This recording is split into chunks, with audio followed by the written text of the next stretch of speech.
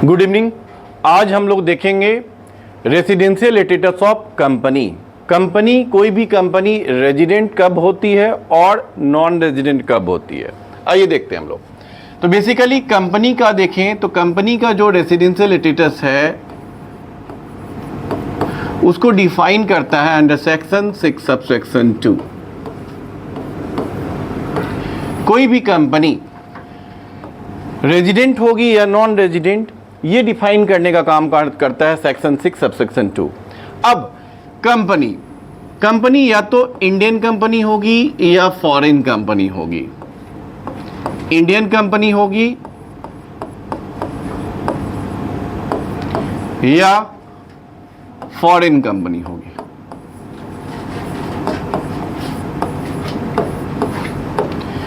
Indian company अगर होती है तो ये ऑलवेज रेजिडेंट होता है, ऑलवेज रेजिडेंट।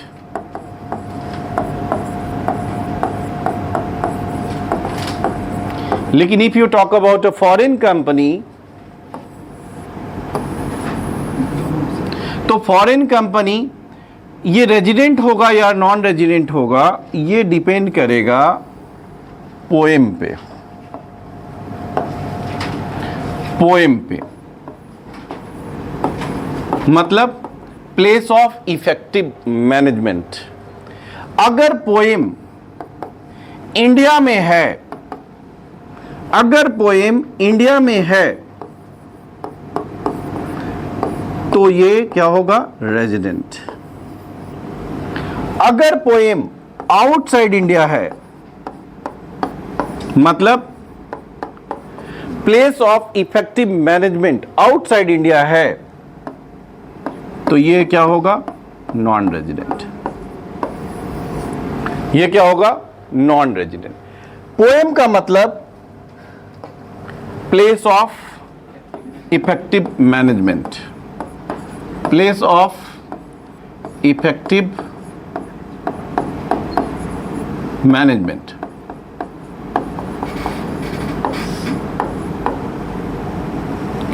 पोएम, इसका भी मतलब होता है की मैनेजरियल डिसीजंस, की मैनेजरियल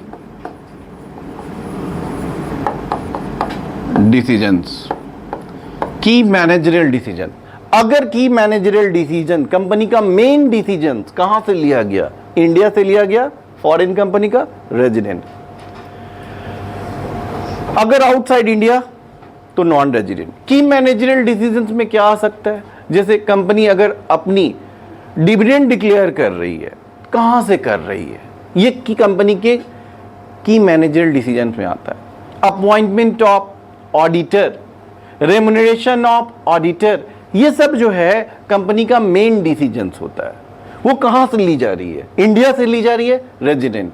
आउटसाइड इंडिया से ली जा रही है, नॉन रेजिडेंट। इंडियन कंपनी की बात करें, इंडियन कंपनी चाहे तुम मेन डिसीजन इंडिया से लो या बाहर से लो, कोई फर्क नहीं पड़ता, ये always resident. Suppose Tata company की बात करें, इसका डिसीजन कहीं से भी लिया जाए, ये कब क्या होगी, हमेशा रेजिडेंट ही होगी। यहां तक क्लियर है, ये हमेशा रेजिडेंट ही होगी। Thank you.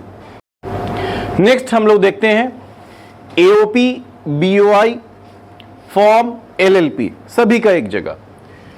Residential status of, residential status of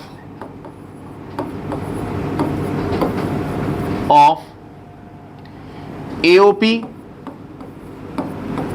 BOI मतलब association of person, body of individual, firm, LLP, इन सब का जो कि बताता है under section 6 subsection 4।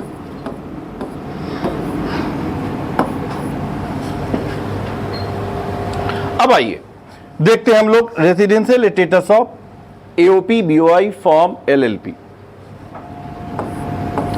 AOP, BOI, form, और LLP, ये रेजिडेंट होगा या नॉन रेजिडेंट होगा? ये रेजिडेंट भी हो सकता है या नॉन रेजिडेंट भी हो सकता है। ये या तो रेजिडेंट होगा या नॉन रेजिडेंट होगा। ये भी डिपेंड करता है कंट्रोल एंड मैनेजमेंट पे। किस पे डिपेंड करता है? कंट्रोल एंड मैनेजमेंट पे डिपेंड करता है। कंट्रोल एंड मैनेजमेंट पे डिपेंड करता है। अगर कंट्रोल एंड मैनेजमेंट इंडिया में है,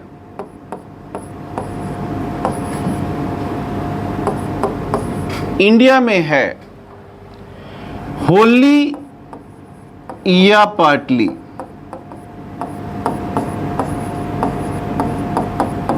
तो क्या कहलाएगा? रेजिडेंट। अगर control and management Holi outside India है,